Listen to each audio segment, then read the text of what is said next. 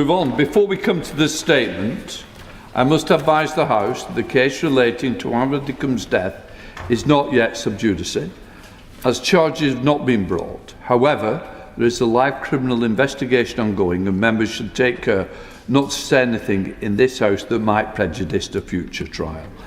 I therefore urge members to avoid speculating about the guilt or innocence of any person, the identity of the person who has been arrested, or the motive for the attack.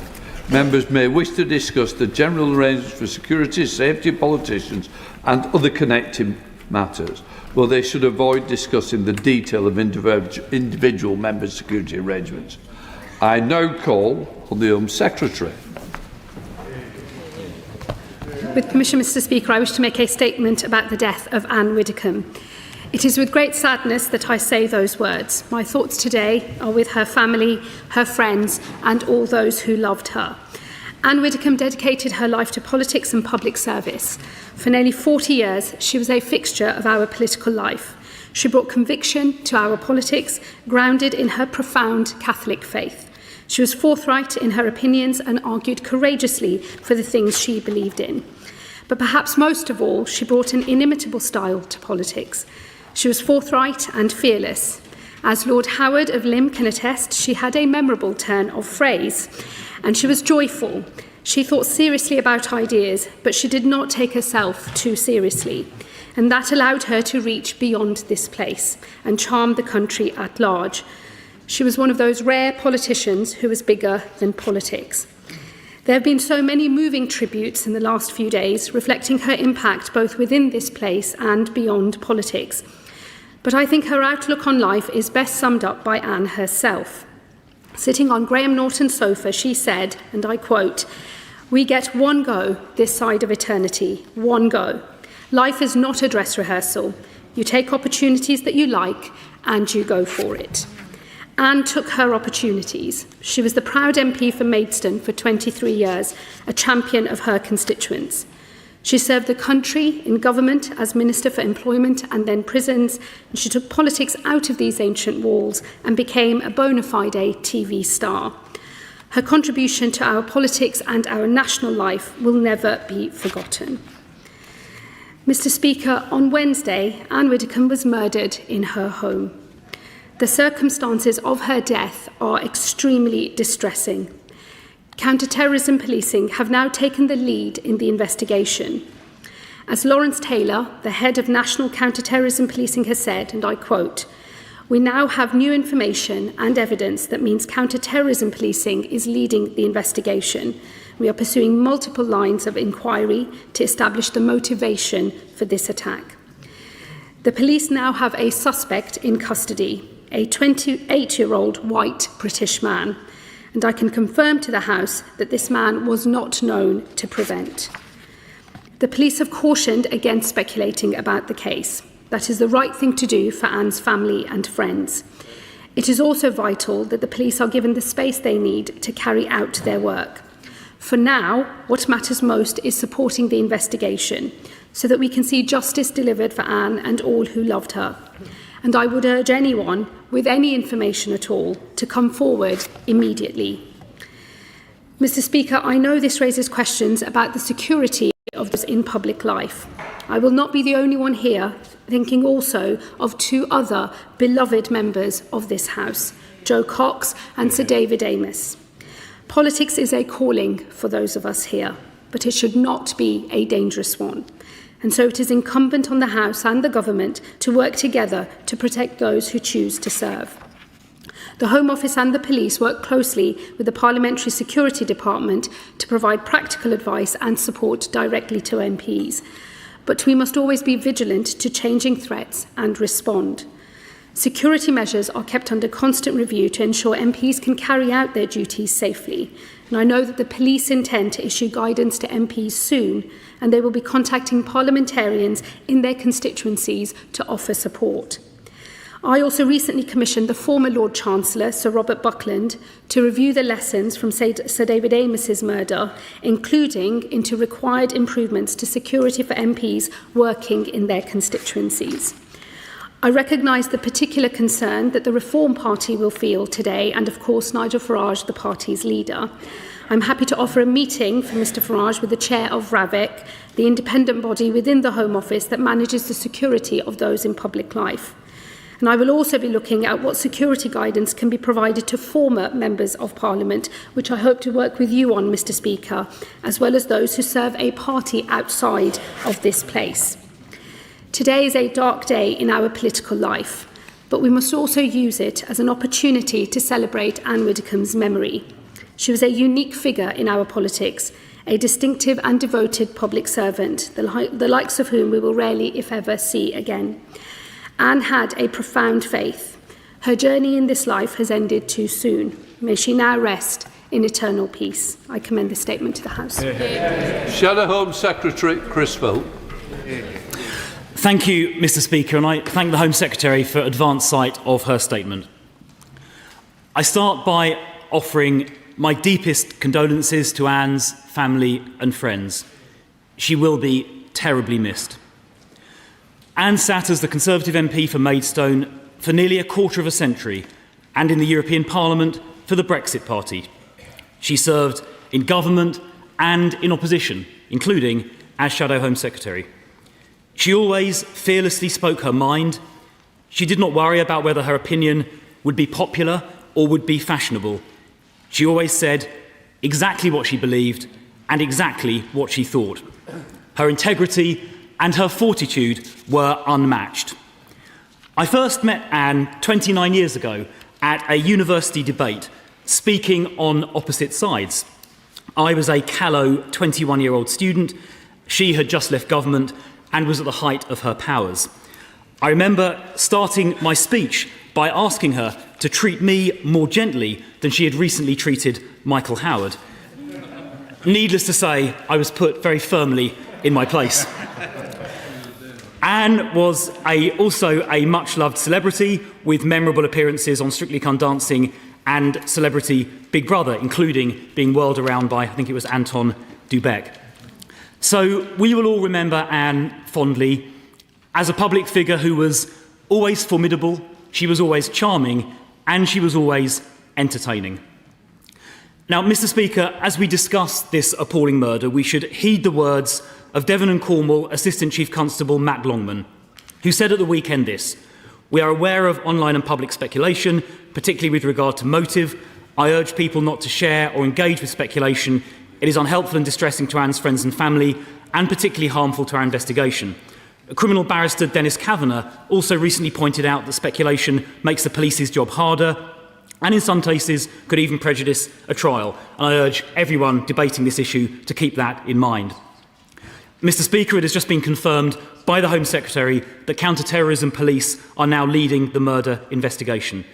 So to help avoid that speculation, is there any further information the Home Secretary can properly share about this without prejudicing the investigation? I'd like to thank the police for releasing the information they have so far, including about the identity of the suspect. It is always important to release as much information as possible in the interest of transparency and to avoid misinformation filling the void, as Jonathan Hall KC, the independent reviewer of terrorism legislation, has said previously. Let me turn now to threats against those in public life. Any threats against MPs who have been democratically elected to represent their constituents or others in public life should be taken extremely seriously. In the last 10 years, 2 MPs, Joe Cox and Sir David Amess, have been murdered. And now a former MP has been murdered as well. The threat is clearly real. I also remember in 2017 when terrorist Khalid Massoud drove a car into pedestrians along Westminster Bridge, injuring more than 50 people, 4 fatally, and then ran into New Palace Yard, just yards from where we sit here, where he fatally stabbed PC Keith Palmer. That was also an attack on democracy itself. And Mr Speaker, I would like to thank you personally for all the work you are doing to protect MPs and those in public life. I know that as the Speaker of the House of Commons, you have made the safety and protection of those in public life your highest priority, and I would like to thank you for that. We must redouble our efforts to ensure that public political figures who are MPs and those like Anne who are not MPs always receive the proportionate protection they need. I'd be grateful if the Home Secretary could confirm that she will review all the arrangements with this objective in mind. I believe in this country we should be able to debate each other robustly on important issues, but should also speak to each other in a way that is civil and respectful. Of course, nothing excuses violent attacks on public figures, but we should all also set an example of civility and calm and not inflame. Mr. Speaker, we need people to step up and become MPs and also speak in the public square. Debate and disagreement are what make our country great. Ann Widdecombe exemplified that every minute of her life. I pay tribute to her. I know we will all remember Anne forever. Yeah. Home Secretary. Thank you, Mr. Speaker, and let me thank the Shadow Home Secretary both for his own remarks and memories of Ann Widdecombe and also for his questions. Let me say to him that in relation to the new information that has come to light and the progress on the counter-terrorism policing investigation, there is a statement that has been put out by counter-terrorism policing, which I believe has been published online, but I will make sure it is placed in the library of the House as well. The main things to draw out for that are the fact, as I said in my statement, that new information and evidence means that they are now leading the investigation and that they are pursuing multiple lines of inquiry in order to establish the motivation of this attack. As soon as more information is available that is capable of being shared without compromising any future trial process, that will be done. So we take seriously, and I know counter-terrorism policing take very seriously the learnings from the summer of 2024 and definitely to heed the call of Jonathan Hall, Casey and others on timely release of information without compromising the ability to bring someone ultimately to justice, which is of course the main aim when such a horror of an attack happens. Let me also, Mr. Speaker, say I would like to echo the remarks made by the Shadow Home Secretary to you and to thank you personally for all of your efforts in maintaining the safety and security of parliamentarians. I know it's something that you personally worry about and take a deep interest in.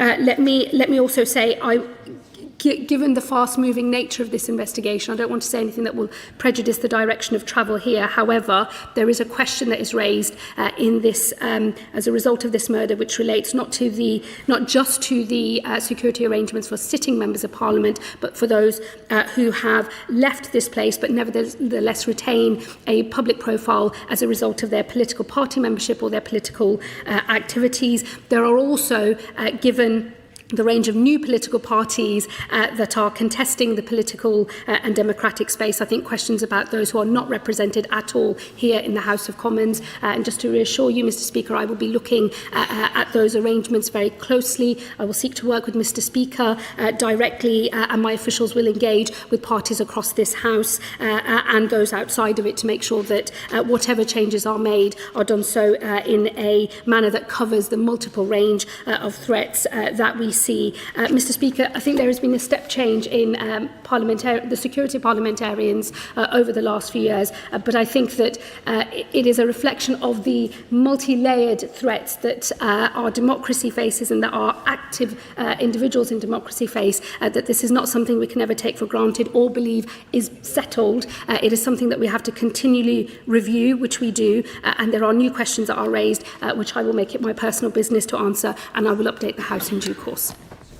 Of the House, Diana. The Home Secretary will be aware of how important it is to make sure that members of this House get the protection and the defence they need.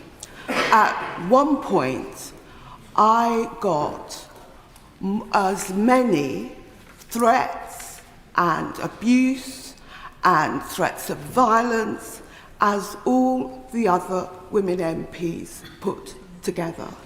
So I think it's important that we take this issue seriously. I think we should recognise, and I can speak to that because of my years in the House, that this has got much, much worse with the rise of online activity.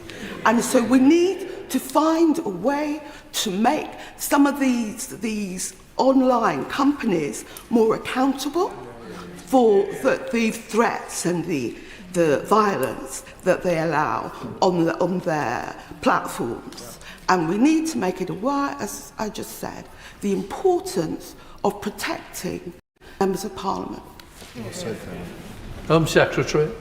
Mr Speaker, let me say to the Mother of the House that I think that given the sheer range of threats that have been made to her personally, it is a testament to her personal bravery that she has continued to be an active parliamentarian, but it should not take such levels of bravery to just be able to represent the people of your constituency, and she is absolutely right that we must always make sure that our security arrangements are able to keep pace with the changing nature of threats that members of Parliament are facing. Let me assure her we, as the government, will do that, and we work very closely with the Parliamentary Security Department in order to make sure that that is the case, so that all members can make their contribution just as effectively and for just as long as she has. Some Liberal Democrat spokesperson. Thank you, Mr Speaker. The news about Ann Widdecombe is shocking and deeply distressing. My thoughts are with her family, including her nephew, the Reverend Roger Widdecombe, my constituent, and his wife Hannah, who lead the congregation at St Paul's Church in Cheltenham. Her death is all the more tragic, given what we now know about the upsetting and disturbing circumstances. Ann Widdecombe was a conviction politician and also an entertainer. Many did not agree with her views, including me, particularly when she was briefly my member of the European Parliament. But the style in which she put those views was compelling, and it captured the attention of her nation, just at her dance moves. They were deeply held beliefs, and she was a passionate public servant who was never afraid to challenge those in power, and might I briefly speculate, Mr Speaker, a strong liberal inclination to challenge power from a strong Conservative politician.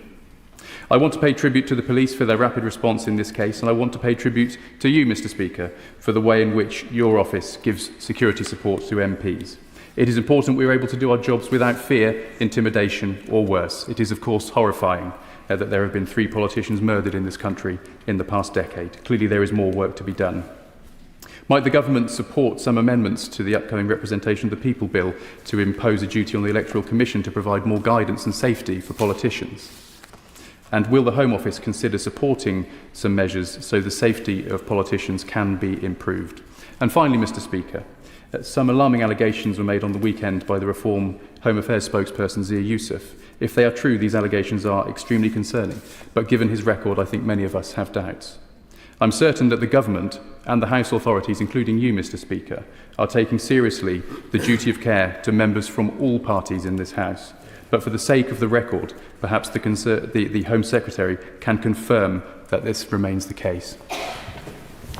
Secretary. Let me thank the Honourable Member for his contribution on his 3 specific issues that he raised on the amendments to the Representation of the People Bill. Let me say to him, I'm very happy to discuss with him. He knows that Home Office is not the lead for that bill, but I'm very happy to have a discussion with him about any additional measures that might be needed in terms of legislation. Of course, the Electoral Commission has its own work to do. It might be better that duties are placed elsewhere, but as I say, I'll happily discuss that with him. And equally, whether there's any further obligations or changes of policy in respect of the Home Office or indeed the Parliamentary Security Department.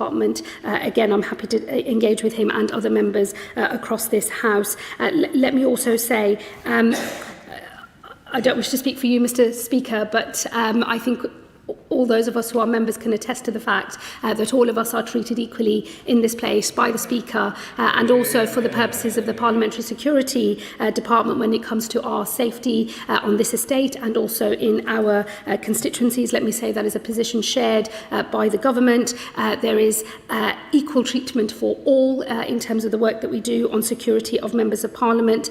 There is specific work that is undertaken by RAVEC, which is the independent body within the Home Office that looks at security arrangements for some of those in public life. That work is also fiercely independent. It has been the subject of legal proceedings before, and I've always maintained the independence of that process, and that is based on risk assessment and risk management. Just for the record, every member of Parliament is equal in the security to me. There is no difference between any member, I want to assure you.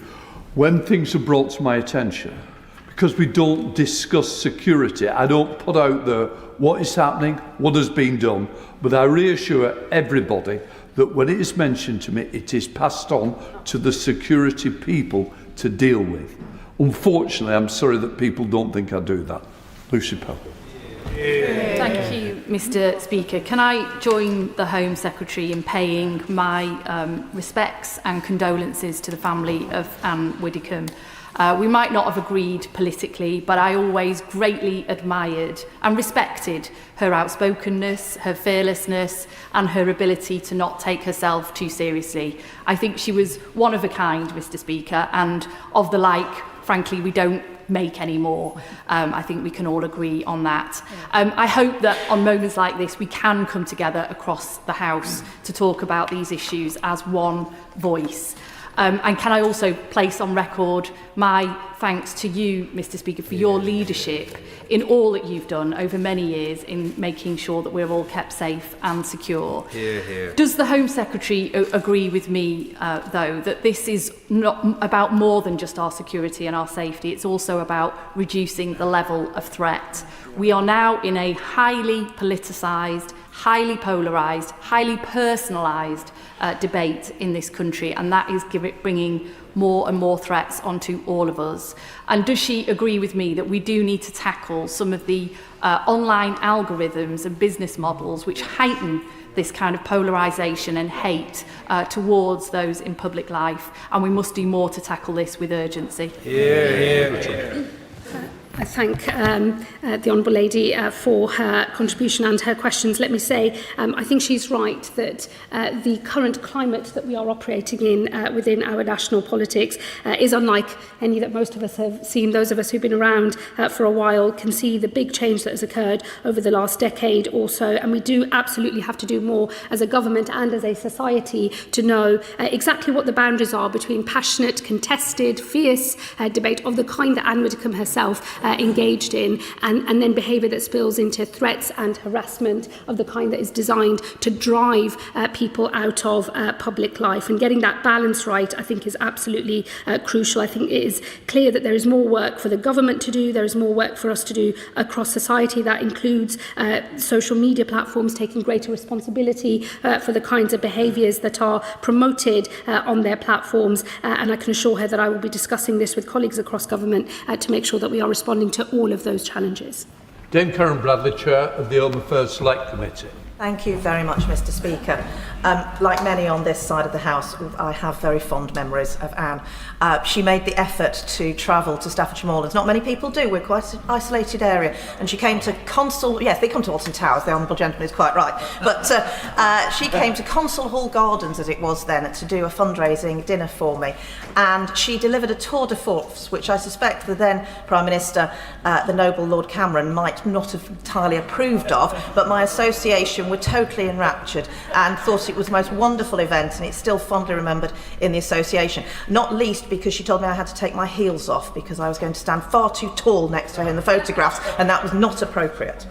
Can I also thank Staffordshire Police for contacting me this weekend and making a visit to my home to review my security arrangements at home. I know police forces across the country will be doing that, and I'm very grateful to them for taking that time.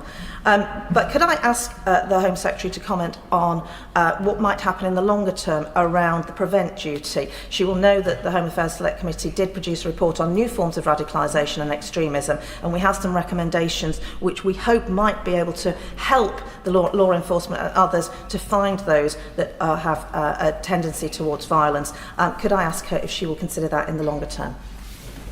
Home Secretary. Let me say to the Honourable Lady, she makes a really important point actually on the prevent duty and the changing nature of the threat and the consequences that has for the prevent programme. I think it's absolutely essential that we retain a de-radicalisation programme that is focused on ideology, but as she knows, and as those who are also expert in these matters know, the range of threats and the link between ideology, mixed ideology, occasional ideology, mental health and other issues is is now asking us a bigger question about how the prevent strategy works in the future and how we deal with the threats that fall outside of that through wider and other societal programmes. I will absolutely look at the recommendations her committee makes, and I hope to discuss those with her committee when I appear before them, hopefully very soon. Member of the Speaker's Conference on Security, John Slinger. Thank you, Mr. Speaker. I send my deepest sympathy and condolences to the friends and family of Ann Widdecombe, and also extend that to her former colleagues from the Conservative Party and the Reform UK Party, for whom I know this must be a very difficult and sad time. I want to put on record, Mr. Speaker, that you chose that the subject of the Speaker's Conference for this Parliament would be the security of MPs, candidates and elections, and we have done good work on in the Speaker's Conference, but there is much more to be done, as I'm sure we can all agree. So will the Home Secretary confirm that she will work closely with you, Mr. Speaker, and the Parliamentary Security Department and all others who care about protecting our democracy from the threats that sadly are growing? Absolutely give that assurance to my honourable friend. I will pick up a discussion with Mr. Speaker and others on how we think about security for those who are no longer members of this place, and also the specific new circumstances that are raised by Ann Widdecombe's murder. And I'm happy to work across party and across all of this House, and indeed with the Speaker's Conference as well. Thank you, Mr. Speaker. We are all reeling with shock, sadness and anguish at the loss of our Anne, and also the manner in which she has been taken from us. She was a colossus in public life, in political life, a legend adored and loved by millions and millions of people, including my own late mother, for whom she spoke so very warmly of Anne. She was a remarkable lady. She had an incredible work ethic. She would think nothing of going the length and breadth of the country to speak at rallies. She was an incredible orator who always spoke without notes. Absolutely remarkable. And her philosophy to life, the Home Secretary touched on it. She viewed life as, it's not a dress rehearsal. You grasp every opportunity. You go for it as far as possible. Her career, her political career here, Mr. Speaker, I checked earlier, in 23 years, she made over 8,000 contributions in this place, and some remarkable witty interventions. When an honourable member said that she should disappear with her broomstick, she immediately replied, "I have my broomstick and I will cast a spell over you." and that was her nature. Likewise, her media career was also remarkable. She was an agony aunt in 2 programmes. She was a most deserving semi-finalist in Strictly Come Dancing, for sure. And of course, Celebrity Big Brother, and she was an incredible panto performer that was adored by so many. Her conviction, her passion, and her advocacy for free speech was to be commended. I had the honour of working with her for the last 7 years, and despite being a foot taller than her, I somehow always found myself looking up to her. And she also, when she phoned, I always stood up on my toes. Incoming, beware. And that was Anne. And we will miss her dearly. And I also think that the Scottish whisky industry has lost a very discerning customer. And maybe there could be a limited edition, Widder's Whisky, where the tasting notes may reflect unique, unforgettable flavours, a fiery, spicy series of tones, but a blend to be treasured to eternity. May she rest in peace, Mr. Speaker. And I just asked the Home Secretary in conclusion, could she ensure that the counter-terrorism unit keep us updated on as regular possible basis? And given the nature of these things, we all want our police forces to do brilliantly, of course. Would it be wise, when considering motivation, when giving us early updates, to keep things being open-ended as opposed to motive, as opposed to ruling things out too quickly that may then end up being ruled back in?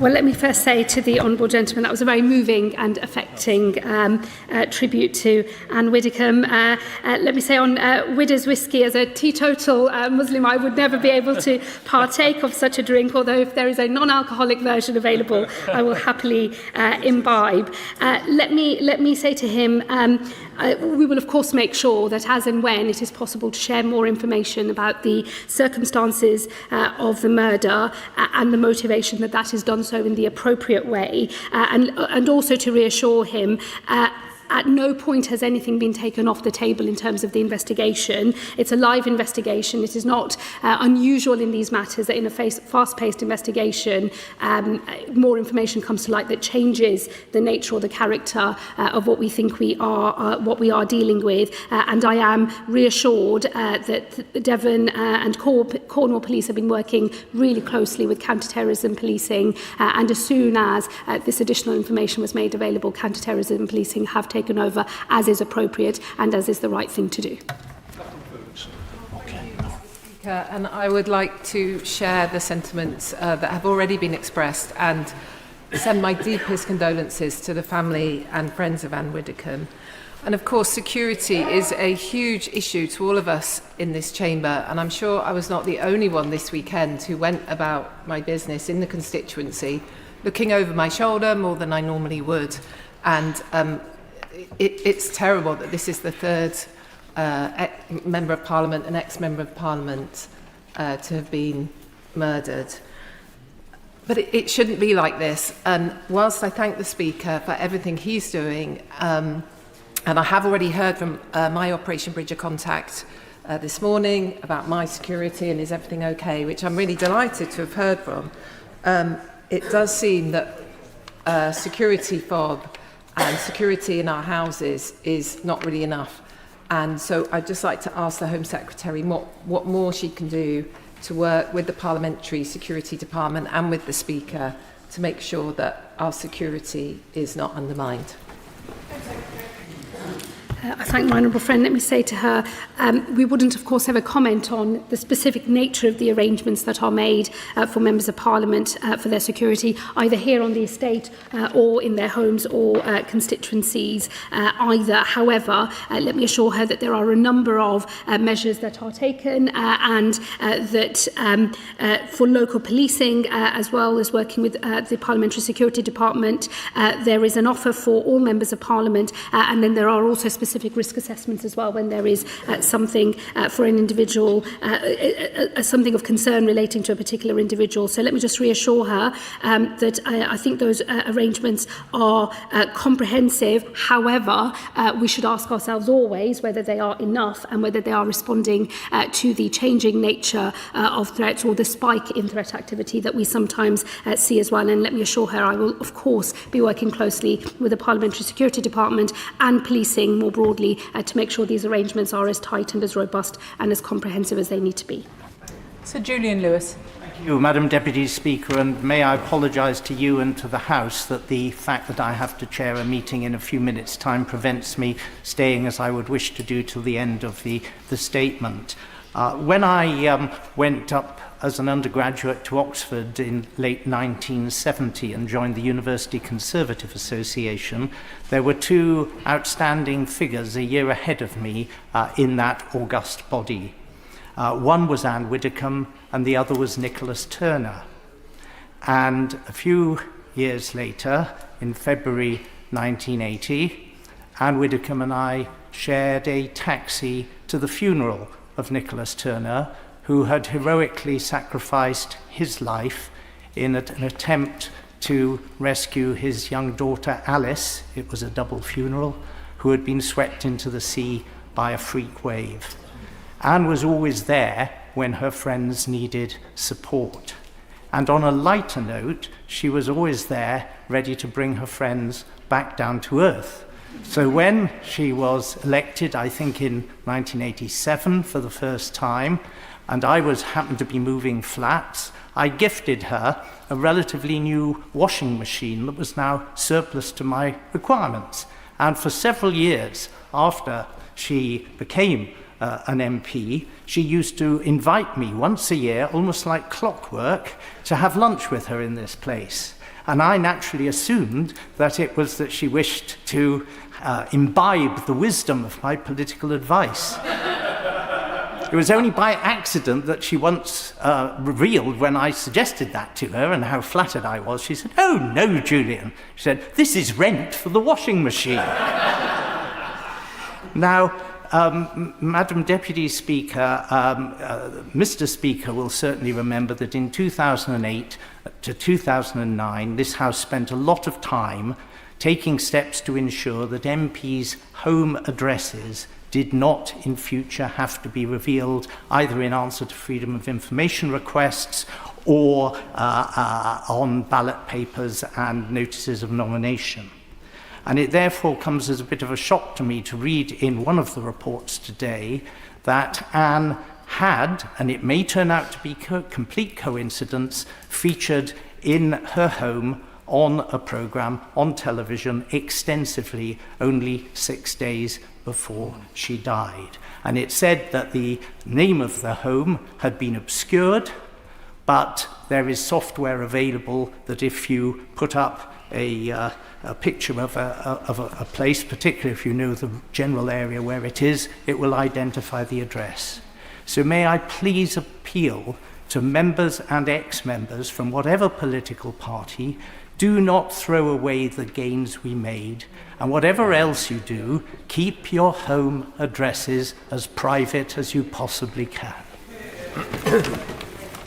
Thank you, Madam Deputy Speaker. I think the Honourable Gentleman makes some really wise points on the safety of MPs' home addresses. And let me just say to him, I will make sure that in the work that I carry out alongside the Speaker on the lesson to be learned from the circumstances of Anne's murder, I will make sure that the privacy and security of home addresses is something that we consider.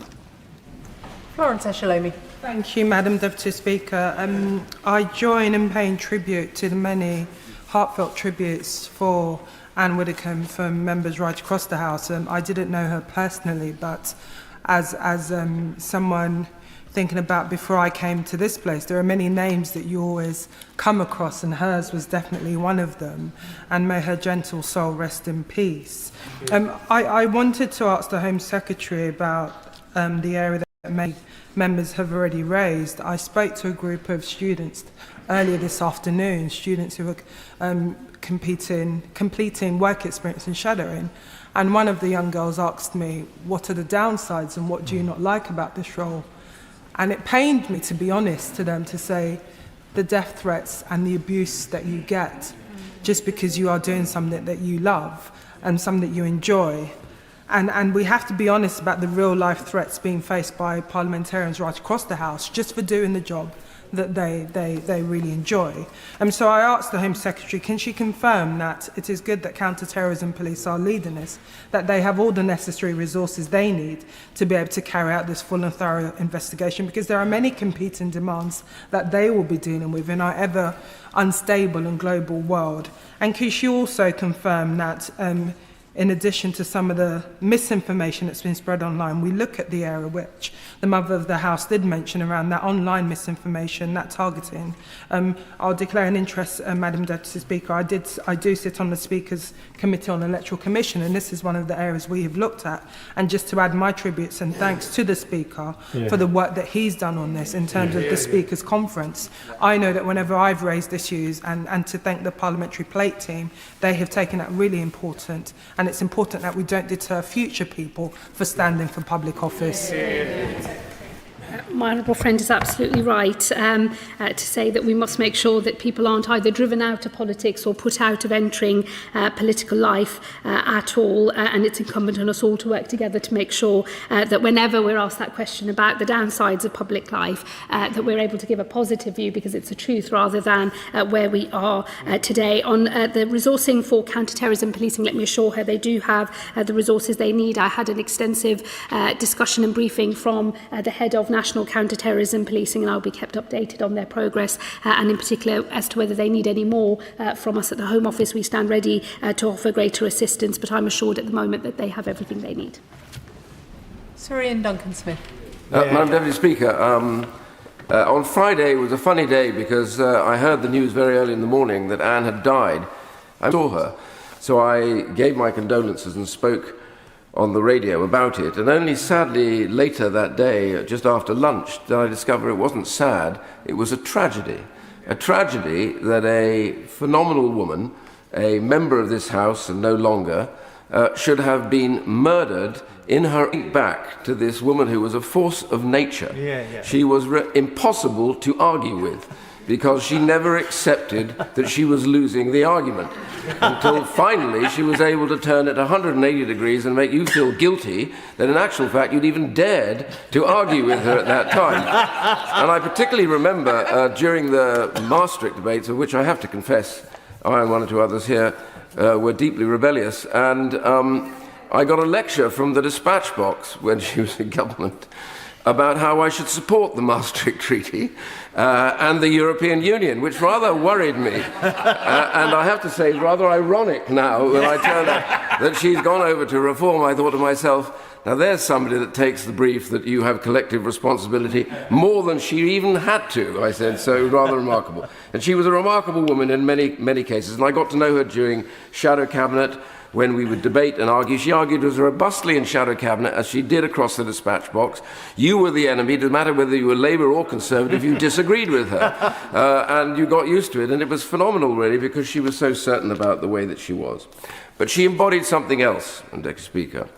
The passion that is necessary in this chamber for us to make our arguments without fear of any other person doing something to us. We have that because we're there. The second thing she imbibed and completely demonstrated was the peculiar, unique responsibility that we have to our constituents and the nature that we have, which I don't think is replicated almost anywhere else.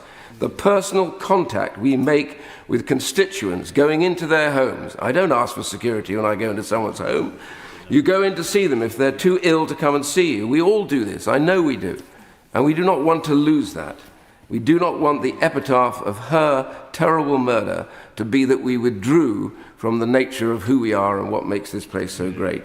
And I simply say we need to reiterate, and the government, if I don't mind saying to the Home Secretary, needs to specify to all those social media companies, they must do something to close down on the visceral, violent language that some people use, attacking personally, as they did over her murder, which has shocked me, to make sure we get on top of that, because that is the root of violence and death. It is not only her that has been murdered. It is not only Joe Cox or David Amos, my good friend, that has been murdered. But the rack up here shows that terrorists have murdered many in our party. And I say, if we want to stop that, we have to be bold, we have to be clear. We will not accept being shut down, being stopped from our duties, or being silenced in any way, because that is what Anne would have approved of. The Honourable Gentleman makes some very powerful points. He's absolutely right. I think it is not sad, it is a tragedy now that we know a little more of the circumstances of this murder, and more will obviously come to light in the fullness of time. Let me say I agree with him. I think as a society, as a government, we are all going to have to do much more on holding social media platforms to account for what is said and done through their platforms. I think that some progress has been made, but it feels like it takes a long time to get legislation through, many years before any of it can be implemented, and this is a very fast-moving environment, and getting that balance right between fierce and contested debate and then the behaviour that gets you into threats and visceral abuse and harassment, I think is incumbent on all of us, and I hope that we're able to work together across this House to achieve the necessary balance and the necessary regulation of social media that we need. Justin Madders. Thank you, Madam Deputy Speaker. Can I add my condolences to those of the Home Secretary and other members to the family of Ann Widdecombe. May she rest in peace. I just want to flag up, if I may, the concerns I have, not just about members of this place, but actually our party members, our councillors, our council candidates. Every week in my constituency volunteers go knocking on doors, and I have to say most of the responses we get are absolutely fine, but there is an increasing trend for violence and aggression on the doorstep, and these are people who are giving up their own time to engage in the political process, and they should not be met with violence and intimidation. So we absolutely need to do far more than we are to tackle the causes of this division and aggression. I absolutely agree with what members have said about social media companies and the algorithms peddling hate, but we also need to look at what we can do. I've put some amendments down to the representation of the people bill to deal with misleading information online, but also statutory code of conduct dealing with prevention of abuse and intimidation in campaigns. I think there's more we need to do, and in particular I'm concerned that actually we're putting off the next generation of members of this place by making it so intimidating on the doorstep. We need a wholesale review and real action to protect everyone who does their bit in democratic life. Well, my honourable friend makes some really important points. Just as joke candidates are a feature of British democracy, so is knocking on doors at election time and talking to people up and down the country. And I think all of us have a responsibility and a duty to make sure that the unique features of British democracy are protected at all times. And that has also been the work of the Defending Democracy Task Force, which my honourable friend, the Security Minister, who's now the Defence Secretary, has led on, and which the new Security Minister has taken over. Let me assure him we'll do everything we can to protect the norms by which our democracy is felt across our country, and how we all take part in it is protected. Let me say to him, this has come up from other members as well, on potential amendments to the Representation of the People Bill. I will undertake, that is not a Home Office lead as a bill, but I will undertake to members of the House today that I will discuss this with colleagues in government and make sure that we respond on specific amendments, or at least on a body of work, to make sure that any additional amendments made to that bill are capable of reflecting the nature of the challenge that we face. Pete Wishart. The news about Ann Widdecombe was truly shocking, compounded by the fact and the way that she had met her death. And the thoughts of my party, the Scottish National Party, are with her friends and family today. As has been said, Ann was a larger-than-life political figure, liked by people right across this House for her wicked sense of humour and her straight-talking. I remember when I inadvertently strayed into a private Conservative event to be met by Ann, sending me packing. And I could say something, Madam Deputy Speaker, for somebody of her stature, she was a very effective bouncer. Now, there is great interest in this tragic death beyond those with an obvious interest in politics, and there will be this temptation to speculate about her death, including with those with more malevolent intent on social media. So can the Home Secretary do everything she can to ensure that the information that's passed on about this particular case is correct and right, and do everything possible to counter those bad bits of misinformation? It's incredibly important that nobody indulges in any speculation of any kind, and for those that do, that we all collectively call them out as well, that people exercise caution before they comment on this case. For those who wish to see justice done, that is the right way to behave, and that is what we should all want, the proper functioning of our criminal justice system, which does require careful handling of information. We will obviously, wherever possible, step in to correct misinformation, as the police have done as well, but occasionally in these sorts of cases, the police are constrained as to what they can put out in the public domain because they wish to protect proceedings that may follow in the future. And so for all of us, I think we have to be vigilant, and we have to be careful, and we have to send out the right message from this House as to what our expectations are. Helen Dollymore. Madam Deputy Speaker, can I join members across the House in giving my deepest condolences to the friends and family of Ann Widdecombe. I never had the privilege of meeting her, but I certainly remember growing up, seeing her on the TV and thinking what an outspoken, strong woman she was that wouldn't take no for an answer. So I want to pay tribute to her as well. I don't want to speculate on the case or what happened, but I do wish to place on record my concern about the fact that we are seeing very frequently the media either photograph or broadcast identifiable details of members or former members' homes.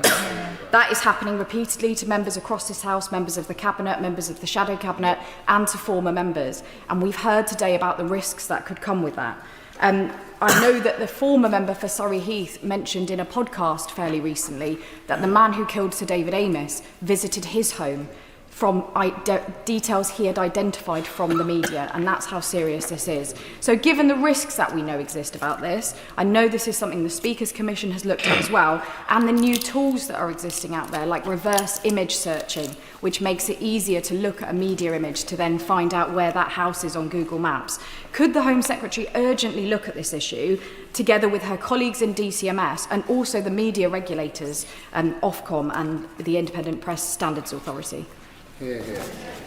Yes, let me thank my honourable friend for that question, and to assure her that this is one of the issues that I will pick up, as I said, in answer to a question from one of the members opposite a little earlier in this statement, and I shall discuss with colleagues on a cross-party basis and with Mr Speaker and the House authorities on what more we can do when it comes to the specific details relating to the homes of members and former members of Parliament. Mr Speaker, can I thank the Home Secretary for her statement and her tribute to Anne, which was extremely moving, if I may say so. Can I also just point out the unfortunate statistical fact that as a Member of Parliament you are more likely to meet a violent death than a member of Her Majesty's Armed Forces or a member of the British Police Forces. And can I just ask you, Madam Deputy Speaker, to assure Mr Speaker that none of us doubt his personal commitment to our security, but this remains a very relevant problem because none of us want our homes to be turned into fortresses, but maybe more people need to be encouraged to put, for example, security gates on the front of their houses and to have security cameras watching and recording what is going on, rather than just relying on the ring bell that happens to be on your front door. Can I just also pay tribute, my own tribute to Anne, that much has been already said, and I shared 18 years of her parliamentary life alongside my right honourable friend, the right honourable member for Chingford Wood and Green, the disagreements about Maastricht, the disagreements about women candidates. My goodness, she loathed me trying to promote women candidates in the Conservative Party. And I maintain she was wrong about that. But she was right about many things. Her maiden speech was actually about the Trident nuclear deterrent at a time when the Labour Party was a bit wobbly on that subject, and the Liberal Democrats. But what a testament to, what an emblem of her patriotism and fervour for strength and clarity of purpose. And I would also just point out, I served in Shadow Cabinet with her when the government were introducing the Human Rights Act and our close adherence to the European Convention on Human Rights. She was the one member of the Shadow Cabinet said we should oppose this, when there were members of our Shadow Cabinet saying that we should relish joining it. And she was right, and her prescience has often invited derision from others, but she was right on that score. We're learning the lessons that she left behind in her life. Maybe other parties will learn them too. Yeah, well said. Well, let me say to the honourable gentleman that was also a very moving tribute to someone that he clearly was very fond of and worked with very, very closely. He is dared to say that she was wrong. Perhaps if we listen clearly, we can hear her saying something in response to him that was probably quite forceful in its own way. Let me say to him, I take very seriously, and I know Mr Speaker takes very seriously, the security of all members of Parliament. And actually, as we consider what has happened to Ann Widdecombe, we now must, I think, live up to our responsibilities for former members of Parliament as well. And let me just assure him I will take my duties in that regard very seriously. I do not want it to be the case that you are more likely to die a violent death if you're a member of this great House. This great House has great public servants in it from all over the country, from every party, and the public service of all members of this House is something without which our country cannot do, and it is incumbent on all of us to protect that for this generation and for generations to come. Alan Gemmell. Madam Deputy Speaker. My thoughts and condolences are with the family and friends of Ann Widdecombe and the colleagues who work closely with her on the benches opposite. It's hard not to see the murder of an ex-MP as an attempted attack on this place and our way of life, but we must not let it have a chilling effect on those who want to stand for public office. Can I thank Madam Deputy Speaker, Mr Speaker, for the time he took with new intake MPs in 24 to give us his hints and tips and also really focus on security. And could also thank the Home Secretary for looking at the safety and risks for ex-MPs. As someone who's in almost daily contact with one of their predecessors, I'm sure it will come up in our next phone call. And can I let the member for Boston and Skegness know I have a call with the Scotch Whisky Association this afternoon, who I think want to talk about the FTA, but I'll very happily talk about Widow's Whisky. Does the Home Secretary agree we must do all we can to ensure that people are not put off standing in public life, particularly with online hate and the increasing violence that we see on doors and in our society? Well, my honourable friend is absolutely right. We all must do more. Let me assure him the government will work closely with Mr Speaker and the Parliamentary Security Department to make sure that we're doing everything that we can. But as I said in answer to other questions during the statement, as a society, I think we have to take a stronger position on the right boundary between contested debate and then unacceptable behaviour and abuse online. And I know that we'll have more work to do in this space. Ellie Chams. Thank you, Madam Deputy Speaker. On behalf of the Green Party, I'd like to say how shocked and saddened and horrified I am by Ann Widdecombe's horrific death, her brutal murder. And my sincere condolences go to her friends and family and all who knew her and loved her, including colleagues in this House. And I welcome the points that the Home Secretary has made about reviewing security arrangements for those in public life, including former MPs and those outside this House, and very much agree with her in terms of the responsibility that we all have across this House and beyond to avoid speculation in order that the police can do their vital investigation and bring the culprit to justice. She's recognised the calls that have been made from across this House today for further action to tackle the proliferation of polarisation and indeed hatred online. And can I press her further to set a timescale for taking that further action in order to protect not only the safety and security of all those in public life, but the fundamentals of our democracy? Thank you. Thank the Honourable Lady for her contribution and her question, and just assure her that I will be picking up a discussion with my colleagues across government on how we do more on social media platforms and the sorts of behaviours that are promoted on social media platforms that we know are having a very damaging impact on our democracy, but also in the safety and security of people involved in politics in different ways, both as activists and then also as elected representatives. Specifically, I will be discussing this matter with colleagues in the Department for Science, Innovation and Technology, in DCIT and others, and I will ensure that the House is updated soon after the summer recess. Al Collins.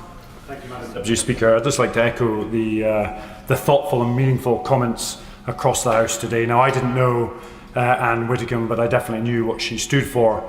Public service. She was a unique character and an amazing public servant of many years of sacrifice. How have we ended up in a position of where an individual or individuals collectively across the House spent so much time and effort into public service, but yet we are at risk? One of the reasons is that when we were young, Madam Deputy Speaker, we would walk into a library and the librarian indeed was apolitical. She or he would allow us to read whatever we wanted within a set boundary.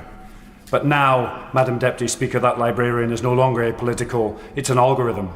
And that algorithm is bought for by anyone from American tech bros to Russia and China and others. It's not a 4 or 5 different threats, they are one consistent threat, and one that is swaying the minds of large chunks of populations across the globe. So I was wondering if the Home Secretary could give me some detail on how we're clamping down on some of that adversarial and nefarious activity and making online activity much safer. Well, thank my honourable friend for that contribution. He will know that colleagues in DSIT are working very carefully on the Online Safety Act and its further implementation and learning lessons from how it is applying. So at the moment, to think carefully about what might need to be done in the future. But I think it is clear that we need a much stronger and better policed boundary between what is acceptable in a democracy and behaviour that we know is challenging the very foundations of our democracy. And as I say, I've undertaken to have that discussion with colleagues across government, and I will make sure that the House is updated as to a programme of work that the government intends to take forward to make sure that all of our arrangements here are as robust as possible, and that it is we, the people of this country, that decide the sort of inheritance that we wish to leave for our children, and not algorithms decided by a very small number of men who live abroad. Mark Francois. Thank you, Madam Deputy Speaker. Can I thank both frontbenchers for their very touching tributes to Anne? And for the benefit of those outside this House, can I place on record that we all know the absolute personal commitment of Mr. Speaker and all the Deputy Speakers to the security of all members and of their families? And can we thank him and the rest of the team for that? Yeah, well done, Mark. We mustn't comment on the investigation, but can we at least wish the police Godspeed in bringing whoever was responsible for this utterly heinous act fully to book? We've now lost another fallen comrade. Joe Cox, Sir David Amos, and now Anne, and years ago others to Republican terrorism too. This is a challenge for all of us and for our loved ones. And I do believe, as I said after David was murdered, the social media companies have a responsibility in this too. You always needed a thick skin to come into politics. You now need the hide of a rhino.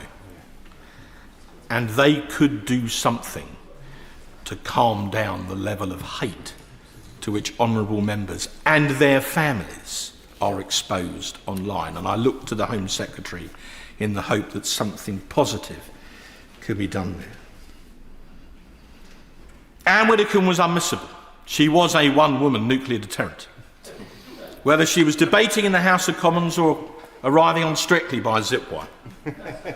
I saw her only about 3 weeks ago at a breakfast meeting, and she was in fine fettle that morning. I knew her through Sir David. They were great friends. They came in a similar era in the 1980s. They had a strong bond via the Catholic faith. They got on extremely well. I appeared in a number of photographs with both Sir David and Anne down the years, but for some reason I was never asked to remove my shoes. I have one brief anecdote. In 2010, having obviously upset someone in authority, I was made the government accommodation whip. And it was my responsibility to hand out officers. Now, anyone who's ever done this job will tell you it's not easy. And Anne, who had retired from the House, had a very, very attractive office overlooking Parliament Square. And that was on my list of one that I knew would be in high demand. So when I went along to check it out, I found Sir David already neatly ensconced in the office.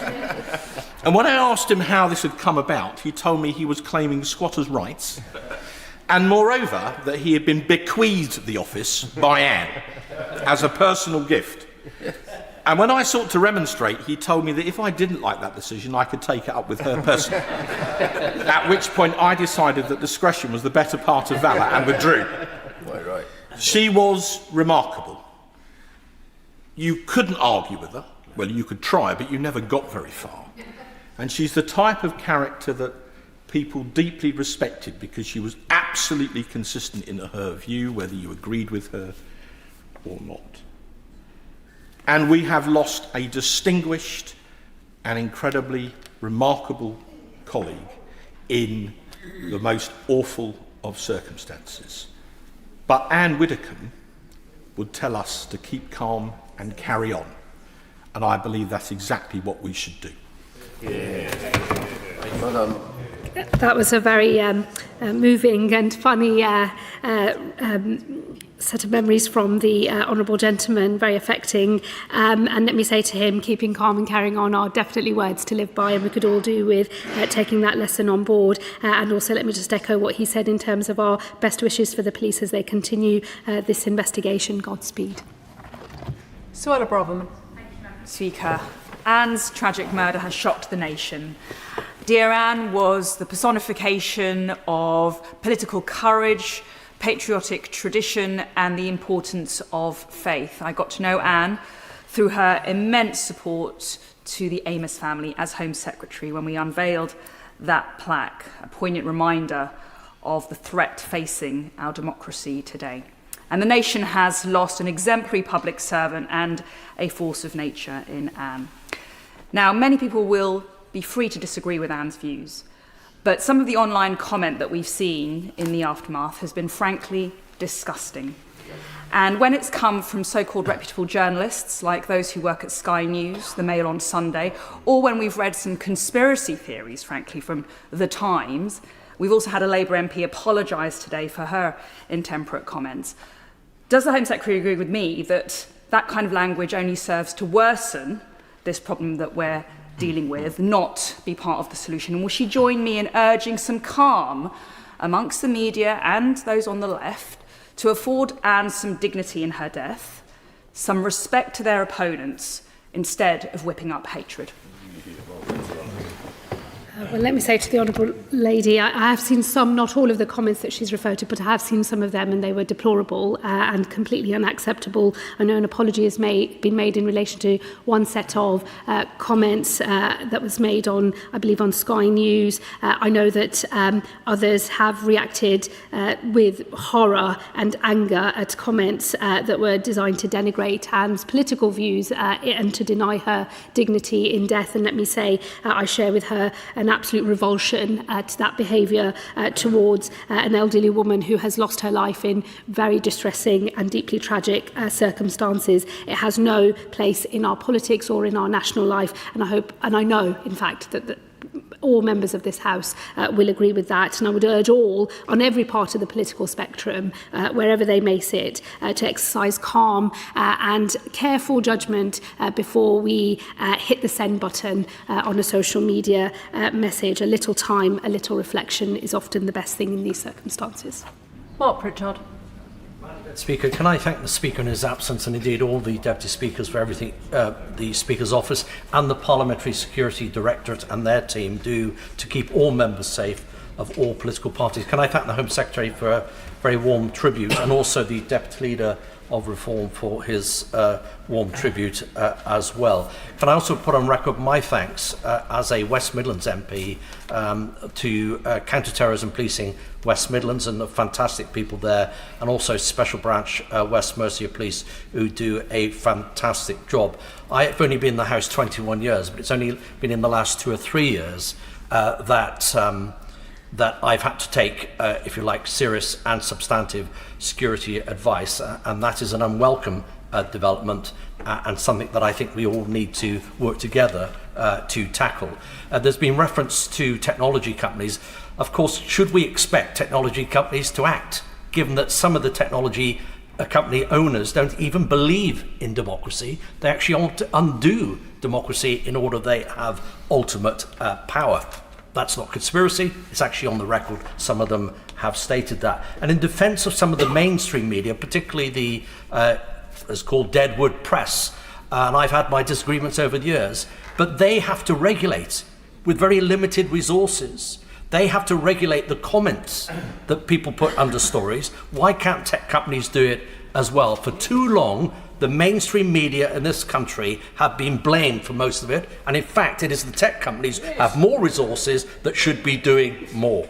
And if I may, on a lighter note, I just want to give a couple of stories, if I may, from Anne's life. I knew Anne before I entered the House. We spent 5 years together as members of Parliament, but I knew her before that as well. 2 stories. One, I remember when there was a move to stop the first ever Catholic ambassador being appointed to the Holy See, the British Embassy and the Holy See. And Anne and I and David Amos and others worked to overturn that. And I was the only Anglican in the village. To paraphrase a Times diarist, a middle wicket Anglican at that, a very poor one, not literally poor, but well, actually both. But anyway,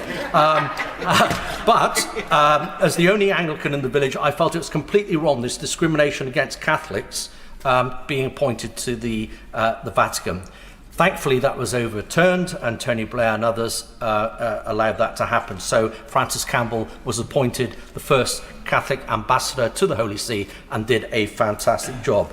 The other story I have briefly, Madam Deputy Speaker, is that on the way back from the Chelsea Flower Show, having seen David Austin, the former, now past founder of David Austin Roses, at the Chelsea Flower Show with the former Deputy Speaker, Nigel Evans, coming back in the taxi, we heard that Speaker Martin had resigned, Michael Martin. We both discussed that Anne, we thought, would be a great Deputy Speaker. There was only one problem. That was in 2009. In 2007, she had announced that she was going to step down at the following election. Anyway, we met with her and said, Anne, we think you'd be a great speaker. Would you do it? And she said, yes. What have I got to do? Well, you've got to go and speak to all the parties, all the different parties up in committee room 14. Everybody's stuffed in there as usual. And you've got to do a pitch. And I just said to her, but whatever you do, don't say you're running for speaker and then say you're standing down in 2010. And of course, as we all know, Anne was very wise. She completely dismissed that advice, stood up and said, I'm running for speaker, but I will stand down in 1 year or 2 years' time. So, of course, she didn't have any success on that. I just conclude by saying she was a lady of conviction, of clarity, compassion, integrity, authenticity, a lexicon of virtue. And, of course, she was recognised by His Holiness the Pope with a papal damehood at DSG. But she was, unfortunately, I think unfairly, never recognised in this country in the same way. And I hope that is something in her honour and memory that could be considered. Thank you. Good point. Well, again, let me say to the honourable gentleman, those are some lovely memories that he has shared with the House of his dear friend. As he was making his contribution, I thought I would follow what he had said in relation to counter-terrorism policing and just place on the record my gratitude for our counter-terrorism policing across the country. We actually have a world-leading counter-terror policing operation in this country. We are very lucky to have them. They do a great job keeping all of us safe. And I know I speak on behalf of the whole House when I place those remarks on the record. He is right. Many members have made this point today about the unaccountability of social media platforms for their algorithms and for the type of content that they host on their platforms. The government has already done some work in this area, but I'm sure we will have to go further. And as I've committed before, I will make sure the House is updated in due course. Roberts. I speak on behalf of my party, Plaid Cymru. I think we will remember where we were when we heard the news once again that, in this case, a former member of Parliament, but somebody who lived the same lives as ourselves, died in such a hideous, shocking way in the murder. And of course, it is the work of the police and the justice system now that must come first and foremost. And I was with North Wales Police in training many of their officers on Operation Bridger only on Friday afternoon, just before this happened. And I do commend them, but also I think we really need to know how difficult it is for the police, because what Operation Bridger does has to go down to the front line. The front line need to be alert to that. And I must also mention the importance of Operation Ford for Senedd members in Wales, other national parliaments elsewhere, and also for councillors, because the ability of elected representatives, all of us, to do our job by being available to meet constituents and speak directly to them is precious. We need to be alert to keeping that. The trust that goes with being able to meet people is precious. So does she agree with me that we're not just talking about protection for ourselves for this year, for a few years to come? What we're doing here, what we're endeavouring to do here, is to safeguard the values of democratic debate over violence into the future. Yeah. think the Honourable Lady is absolutely right. When I was first elected in 2010, I used to run an open, first-come, first-served advice surgery, and now that is no longer possible. And in the last few years, I've had to change, still offer advice surgeries, but on very different terms to when I first became a Member of Parliament. And it's a huge change, actually, and it's entirely as a result of what happened to Joe Cox and to Sir David Amos. And it's a tragedy because it does change the way that you relate to your constituents. It is a very precious thing that we must protect, that connection between members of Parliament and those that they represent, between councillors and those that they represent as well. That is the work that the government and the Parliamentary Security Department, Mr Speaker, and all of his team here in the House are determined to see through, to make sure that even if there are some changes in the way we relate to our constituents, that we are still able to do so on terms that we would all recognise as good old British democracy at its best. Lee Anderson. Thank you, Madam Deputy Speaker. There are no words to express the sadness that we feel about the passing of Ann Widdecombe, but the sadness, unfortunately, is turning to anger. Anger not just at the social media companies, but also all of us in this place and the politicians and some of the language that we use in this place. And Reform UK MPs have been labelled as racist, as Nazis, as bigots by people serving in this place, and that undoubtedly increases the risk of attacks on politicians on this side. But is the Home Secretary aware of any increased risk to Reform UK MPs? Let me say to the Honourable Gentleman, I think that it is important that all members of the House are careful and calm in the way that we describe other members of this House and the work done by other members in this House. I think that we have to imagine how we would feel if we were on the receiving end of that and try to treat others the way we wish to be treated ourselves. And I would certainly want to make sure that I say from this dispatch box for myself and for the government that any abuse or harassment of members of Parliament to other members of Parliament is unacceptable as well. We should all moderate our language. We also have to get the right balance in this place between fierce and contested political debate, which happens on both the right and the left of the spectrum, and then also making sure that we don't slip into behaviours that increase threat to any of our colleagues. It is a difficult balance sometimes to strike in the heat of the moment, in the heat of a very polarised debate, but we still have a responsibility to show our best selves at work, as it were, and I would always caution all members, before you say anything quickly, just take a minute to reflect and then think about what you're about to say. Let me say to him on specific threat, no, I am not aware. He knows that I wouldn't ever comment on threats because, or indeed arrangements that are in place for any member or indeed others in public life, only because to comment starts to affect the integrity of the overall system. But I will make sure, as I've said, that in relation to the leader of Reform UK, that he's offered a meeting with the independent chair of RAVEC to discuss specific issues relating to risk assessment. And if there are any other matters in relation to risk assessment, I know that the police are monitoring that very carefully and will discuss with all political parties in this House any additional changes that they might wish to make. Robert Jenrick. Can I join colleagues across the House in paying tribute to Anne, a woman who was brave, principled, kind and generous. I, like many others, will miss her enormously, even though on my first morning as a Member of Parliament, when I was the youngest MP, I met her in Westminster Hall and she asked me, am I here on work experience? I think I've eventually shed my MP nappies. The Home Secretary is the ultimate arbiter of what happened in the Home Office. She isn't powerless and no one would pretend so. Would she agree that it was unwise of the government to heavily reduce the security offered to the member for Clacton, given all that we know about his particular danger that is posed to him and to his family? Would she agree that, frankly, it shouldn't have taken the murder of Anne for him to be offered a meeting with the committee, and that many will conclude, perhaps unfairly, but nonetheless, that it is only because of the political views of the member for Clacton that he is placed in this position?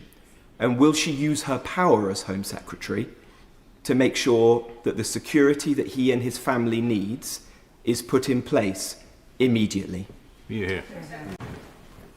Well, let me say to the honourable gentleman, he will know that it is an independent process within the Home Office that deals with the risk assessment and risk management of those in public life. I'm not going to compromise the integrity of those arrangements by commenting in any detail on specific instances. Let me simply say and observe, as in the 10 months I've been in the Home Office, I have seen media reports in relation to various suggested risk assessments and risk mitigations. I have never commented whether to say something is true or false, simply because I believe that you should not breach that principle of not commenting so as to protect the integrity of the system. But that the meeting has been offered. Let me assure him in relation to RAVIC, it is and will always be fiercely independent. It must be, because the protection that is offered and the level of protection and the tactics of protection that are offered to people must never be based on a political assessment of who needs it, but an independent operational assessment of what risk is and how it is best managed. And I do think that that operational independence is incredibly important, and I will always maintain it and protect it. And I know the government as a whole will do so as well. Madam Deputy Speaker, and the death of Ann Widdecombe is incredibly shocking, and I didn't know Ann Widdecombe as an MP, but it's been a wonderful afternoon listening to colleagues from across this House share some of their memories. She is was clearly a formidable political leader, and of course we will always remember her as well as an entertainer. And my thoughts are with her family and her friends at this incredibly difficult time. But her death is, I think, also a devastating reminder about the problem that all of us in this place, of all elected members and in particular councillors as well, all face on a day-to-day basis while we try to serve communities that we love and we have been elected to serve. And I think it has come across very clearly in this chamber that we all want to and need to do more to protect each other and our democracy. And particularly reflecting on councillors, I speak a lot to my councillors in Guildford and also as the local government spokesperson to councillors from across the country. And the stories I hear are horrendous. Whether it's parish council leaders telling me about death threats, whether it's council leaders telling me about death threats, this is a democracy. We should not be experiencing this as elected representatives. And I'm grateful to the Home Secretary for the things she has set out already. But I wonder if she could also set out what actions the government is taking to protect elected officials at all levels, but particularly councillors and those who are served by Operation Ford. And whether she can confirm that there will be more resources made available to Operation Ford so that they can provide a consistent level of support across the country, as I know that police officers and police forces across the country want to do that, but I do hear varying levels of support across the country. Thank you. Thank you, Madam Deputy Speaker. Let me also join with the Honourable Lady in saying it has been a very moving afternoon hearing tributes to Ann Widdecombe across the House, and particularly from her former colleagues in the Conservative Party and also from her colleagues in Reform UK, who are obviously very personally affected, and I offer my condolences to all of them once again on the loss of their friend and their colleague. Let me say to the Honourable Lady, I take very seriously the wider risks to our democracy, including for local councillors. She has already referenced some of the steps that the government has taken through our Defending Democracy Task Force, Operation Ford. I'm sure there will be further developments in this space. I think we're learning lessons from the work that the task force did in relation to the most recent local elections, and I know that the developing nature of these threats has to be reflected in our new arrangements as we move forward as well. But we are very alive to the risks, not just to those of us in this place. Of course, given what's happened to Joe Cox, to Sir David Amess, and now Ann Widdecombe, parliamentarians get a lot of attention in terms of our security, and this is perhaps the most high-profile chamber and often referred to as the Mother of Parliament, so that would be understandable. But this country also cannot do without the work of its local councillors, its parish councillors, and all those people who put in the hours to make their local area better, and this government will stand by them too. Can I thank the Home Secretary for her statement this afternoon, and I will allow a few moments for the front bench to swap over.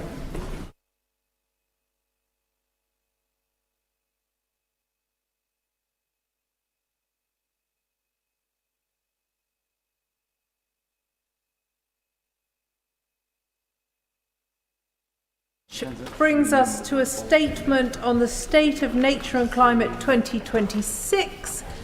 Minister Mary Cray. Thank you. With permission, Madam Deputy Speaker, I'd like to make a statement about the nature and climate crisis. Nature is the monopoly provider of everything we need to live. And we are living through the Anthropocene, an age where human activity is now the dominant influence on our planet's climate and ecosystems. We are seeing its consequences: pollution, climate change and mass extinction. Last year, my right honourable friend, the Energy Secretary, gave the first ever statement to this House on this crisis.